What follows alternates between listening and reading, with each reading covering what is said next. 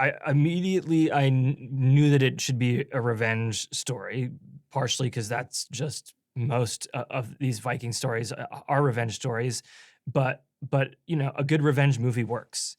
And I felt that if I could find a really simple, mythic, clear tale that this audience could relate to and understand, then I could indulge in the material world and the inner and religious and mythological world more than if the story was complex. And so, really quickly, I discovered the story of Amleth that was written by the Danish historian Saxo Grammaticus. And Amleth was the source material for Shakespeare's Hamlet, also known as The Lion King. And so when I had this story, uncle kills dad, steals mom, son goes on revenge. Everybody knows this. This just works. So that was really exciting. My biggest misconception about Vikings was just that they were, big, stupid, raping, pillaging, and look, the Vikings did a lot of terrible stuff. Like they're, and I don't shy away from that in the film. But what got me fascinated was the rich mythology and poetry. As I learned more, even their wood carvings and visual artistic expression was also very inspiring. But I think when you're dealing with these pagans, they're the pagan in the period in our film, who every part of life is an expression of belief, and belief is an expression of every part of life. There is so much beauty in the way that they saw the world. I try to present this mindset, the Viking mind, whatever that is, without judgment. This is their beliefs. It's not my beliefs. It's not your beliefs. This is their beliefs. But even then, in not trying to romanticize their beliefs, I think with the revenge motif, as an audience member, part of you just wants him to get revenge because that's the way these kinds of stories work. But you do ask questions, hopefully, if I've done my job, who's right and who's wrong? And that's one of the cool things about the sagas is they also, as far as the protagonists and the antagonists, there is often gray area there. They are full characters. And so I hope that, even in telling this story about a culture who says you must revenge and you're going to be shamed and criticized and everyone's going to hate you and you're a failure if you don't revenge, that we can still wonder if that's the right thing to do. I was incredibly fortunate that Sjón, the Icelandic novelist and poet, wanted to work with me. I mean, I don't use this word lightly. He's a genius, not to say that this thing we created together is genius, but he is one. And his understanding of this mythology and culture is just very rich to begin with, even though we did a lot of research. But it was one of the most fun collaborations I've ever had in my life. He has a wonderful sense of humor, and he's also just so incredibly fast. If I have one small idea, he'll then send like 10 ideas based on that immediately. But basically, I wrote a treatment. I went to Iceland. We enriched that together. He wrote a longer treatment, which I gave him notes on. He wrote a longer one. I gave him notes on that. Then he wrote a draft. I gave him notes.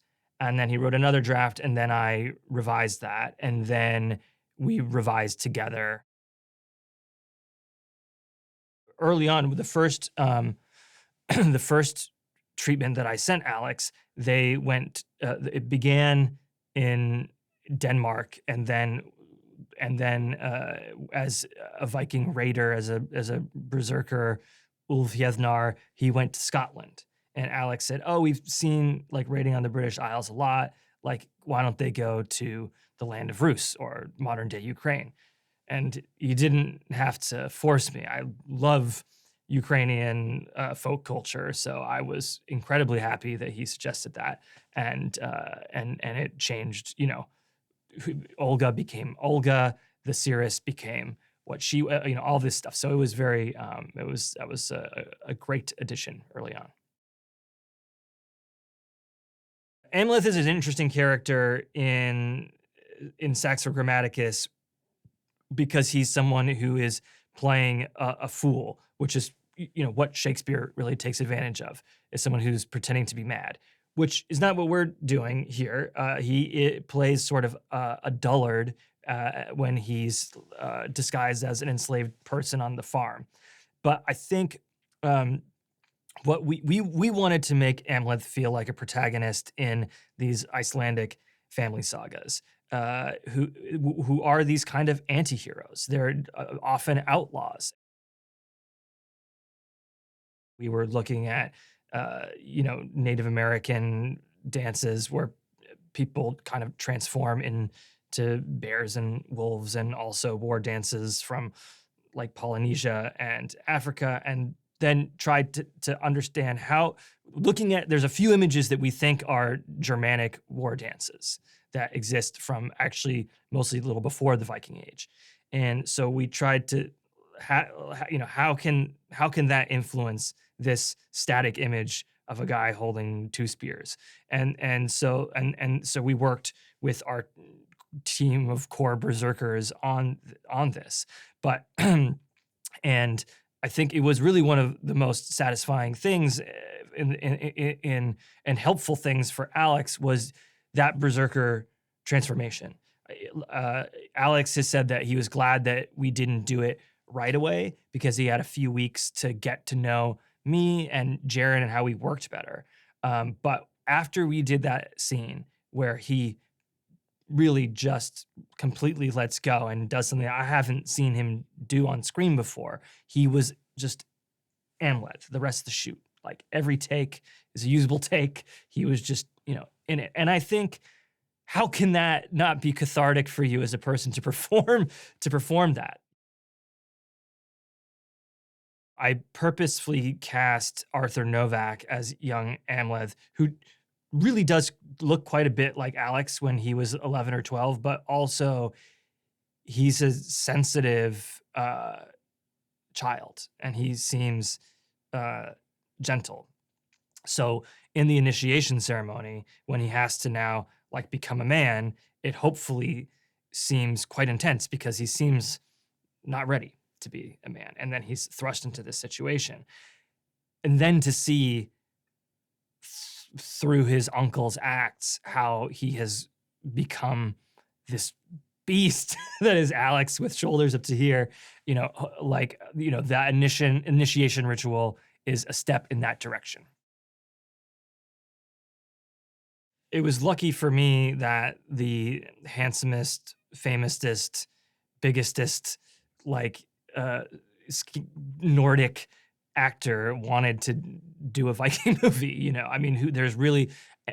There's nobody else who could play this role except for Alex, with the kind of complete dedication and believability that Alex brings it. It's just there's nobody else. And I mean, I gotta tell you, in the last act, he feels like he feels like a saga character, just like a true Viking hero, anti-hero, like off the page. And it's incredibly satisfying for me to watch. I don't do anything that I am not insanely passionate about because there's just not time in life for it. And it's so hard to make a film anyway. And the approach of trying to do something historically accurate, the great thing for me about it is that everybody knows what we're after. Everybody knows what we're after. We know that we're after this thing. So it aligns everybody. And we also, because we had the Viking historians working with us, like Neil Price and Johanna Katrin Friedrichsdotter, and we also had a a lot of people who were working on the film, creating wardrobe and creating props and things, who were part of the living history and experimental archaeology community, who, like, become Vikings on the weekend. So you have a lot of people who have like passion invested in figuring this stuff out. And so that makes the other people around them more passionate, And then all of a sudden, you have like core background playing enslaved people coming up to me with something that they read, and so everyone gets passionate about like the goal. CC Smith was the stunt coordinator, and it shouldn't have been a surprise to me, but I realized quite early on in prep, like, he's another authorial voice in this movie. I mean, like, when you're doing an action movie, like, that person is a major collaborator in telling this story.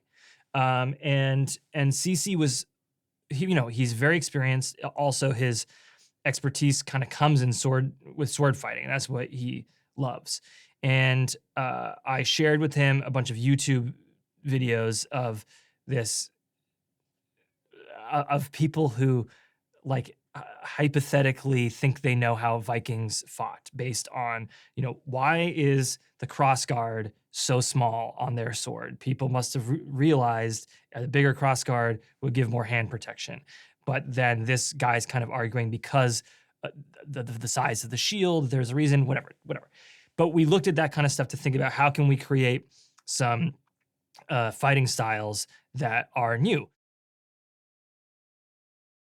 So Jaron, my DP, and I, we would go and watch CC rehearse these scenes with his guys. And then Jaron would be with an iPhone trying to figure out the camera placement. And so we were having to work together in working in this fashion where there's all these long takes. Like, how can we work? Again, the whole thing becomes a machine. It becomes a big dance when you're working in this way. So we were constantly, constantly improving to make it more holistic. Tommy Dunn made our weapons, and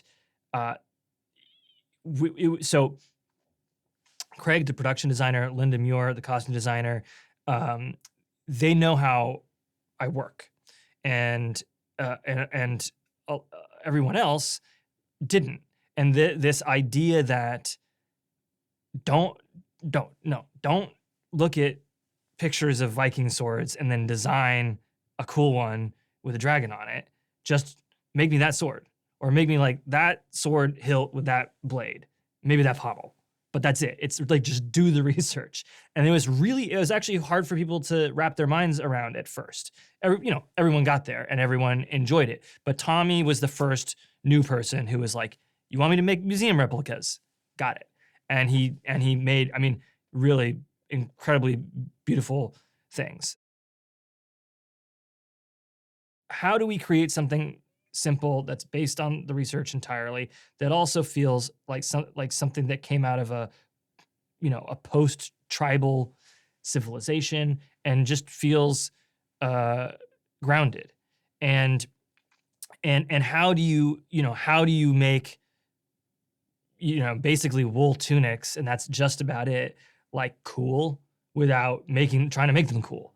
Part of it is the actor's attitude. And luckily, Alex Skarsgård and Anya Taylor-Joy, they can make a potato sack look great, But it was challenging. And the other thing that was also challenging, and this was true with all of the material culture, is that to a modern eye, if you traveled from Iceland to Russia, people dress more like than you'd expect.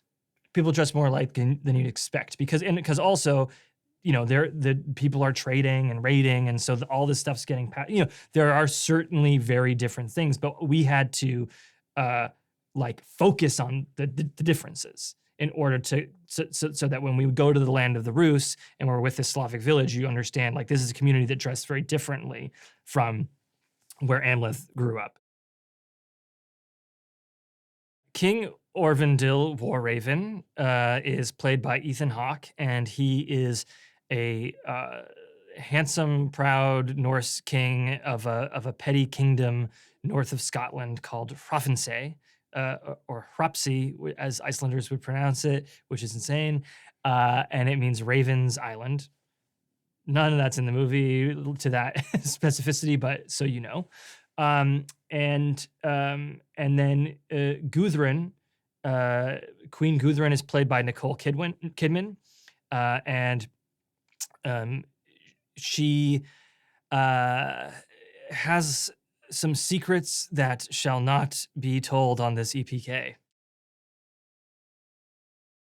Nicole was great, and I'm not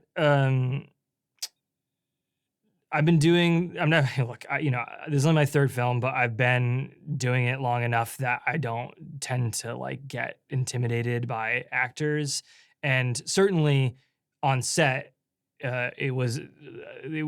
had a great relationship. But with the first time I was going to meet her, I was a little bit like, I want to meet Nicole Kidman. And so we sat down at this Italian restaurant in Nashville, and we were kind of talking like, how was your flight? Blah, blah, blah. And then after 90 seconds, she was like, just so you know, I'm going to do the movie. and then we talked a little bit, and she said, this script has teeth. I don't read scripts that have teeth, which was cool. But she also gave me a lot of notes about her character that were incredibly good to make the character much more rich and nuanced. Clearly, is an accomplished Viking swordsman. He has a little bit of a Viking Richard III about him, which Claes does really well. And I think that, him always feeling like, am I as good or better than my brother? I should be better, but am I actually better? But I'm going to kill him. But like, I killed him. And I think even though he is like scary and formidable, that tension and that subtlety makes Fjölnir very interesting. And also, this is something that Alex and Shion and I wanted from the beginning, was also that Fjölnir is more nuanced. I love Willem, Willem's one of the greatest actors who's ever lived, in my humble opinion, but I think that, it should, I would submit that as a fact. And I'm lucky that he likes to work with me. And I think it was great because we'd already worked together on The Lighthouse, he knew what Jaren and I were up to. Anya Taylor-Joy plays Olga of the Birch Forest, who is a Slavic woman and a white witch who is enslaved by the Viking mercenaries that Amleth, for a time, is employed by. And he sneaks aboard the slave ship that's bringing Olga and some other enslaved Slavic people to Iceland. And I think, he's intrigued by her powers, and she must wonder, what in the hell is this Viking doing on here, on this slave boat? Like, there's something going on. And I think that then they realize that they can help each other get off this island. And that's which is what she wants, but Alex has some things he needs to get done first, of course. Anya, aside from being, a perfectionist in her work and an incredible actress, who's able to express really deep subtext with a simple line. She's also super professional, and she a lot of times was almost a background character in some of these scenes, like where and a lot of actresses might have asked to use a double, but she was there with her shoes off in the mud in the freezing cold, and being again a leader for everyone to respect and say like this is how you conduct yourself on a set. I asked my friend Robin Carolyn, who is the composer along with Seb Gainsborough. Robin had collaborated with Björk a lot, and so he'd been to Iceland a lot, and he's also half Icelandic. So I asked Robin, what should we do while we're here? And he gave us touristy things to do and some not so touristy things to do. And he said, you should hang out with Björk.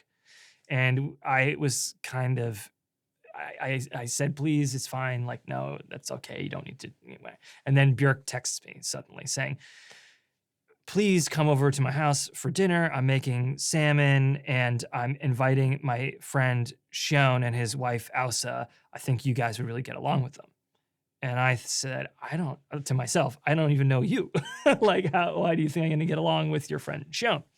So Björk hosted this lovely dinner, and her daughter Doa was also there, who is also in the film, but she was like 12 or 13 at the time, something like that. And then Shion and I started talking about early modern witchcraft. We hit it off. So Björk, in many ways, and Robin like engendered this movie. Björk did have input on her costume. It was, mostly my design and Linda's design. And it is, I will admit, like one of the more speculative costumes. Her sort of dress and the profusion of jewelry is likely quite accurate. The headpiece is a more ancient version of something that is based on Ukrainian bridal headpieces that are more from like the end of the early modern period into like the 19th to 20th century. But we tried to create a more ancient version of that. And it's, as if, as a seeress, she's wedded to the gods. And then the temporal rings on her headdress are again accurate. But then Björk wanted a third eye, and she also wanted her eyes to be concealed. And so there are, if you'll notice that the women wear cowrie shell headbands in this particular village, which is based on the kind of headgear from this Ukrainian tribe who are called Severians. They didn't call themselves that. We don't know what they called themselves, but that's how we refer to them. But I think, like, given where some cowrie shells are in certain burial sites, we felt we could justify lowering them to be here, and that was something from Björk, and I think the third eye is really cool. Robin and Seb sort of worked with a gentleman a Danish guy named Paul Huxbro, who's a musicologist who specializes in what actual Viking Age music might have sounded like, which we hear in the diegetic cues in the movie. And they tend to be a little bit more like hey nani nani and like medieval than we think of like Viking stuff. But through their exploration of the real stuff and like Nordic melodies and exploring what the capabilities of the ancient instruments, and then being inspired by like the better stuff of this neofolk, they've created a really cool, like muscular soundtrack that I am really proud of.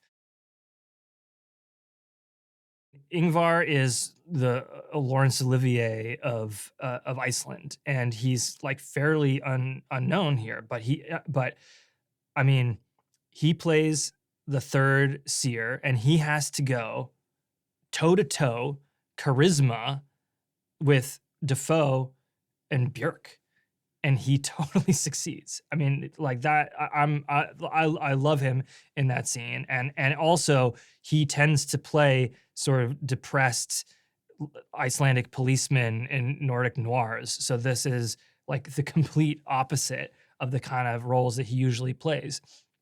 And additionally, he like they're because of uh, uh, someone who traveled to Hebede in the Viking Age and talked about Viking singing coming from their throats and sounding like the growling of dogs. There's the hypothesis that throat singing was part of like Viking singing culture. And Ingvar taught himself to throat sing for the role, which is also really cool. The thing that made me want to make a Viking movie was the Icelandic landscapes, the awe of these landscapes that feel before time and without time because they're just so epic. And you felt like when I felt like silly as it is, like when I didn't even know anything about them, like the Norse gods have got to be here, man. Like they've got to be here. And so when you are telling a mythic tale like this, like you want to have these mythic landscapes to set it in. The Northman is a story that everyone can relate to and be familiar with. It is like the story of a son seeking his father's vengeance. It's a story about family dynamics. It's a story about love, and it's an exciting adventure movie. I think that we think we know Viking stories, and we think we know these kinds of epics like this, and to a certain degree we do. I'm making a movie for a broad audience in a way that I never have before. It really is intended to be something that like everyone can enjoy and eat their popcorn to. There are set piece action sequences, which is something that I've never done before. But also, because it's character driven, like hopefully you walk away thinking about the movie, and as much as you also were literally entertained. I must say that even I, in the age of COVID, have been able to watch things at home in a way that I've found more comfortable doing, and as a filmmaker, like I've tried so hard my professional life and before that, just as a movie lover, to always see stuff in the theaters. And I know it's hard. It's hard. But this is a movie you have to see in theaters. Dune was something that I was not going to see like on HBO Max. And this is it's literally an epic. It's literally an epic. We have these these Icelandic landscapes and these battle sequences, and you need to be transported. You need to be transported to the 10th century. You need to be transported to the Viking Age. And it's like not only for the visuals, but the sound, to really be in a movie theater and experience the waves crashing against the boat and the storm at sea. And, without that, you cannot fully experience what this movie is.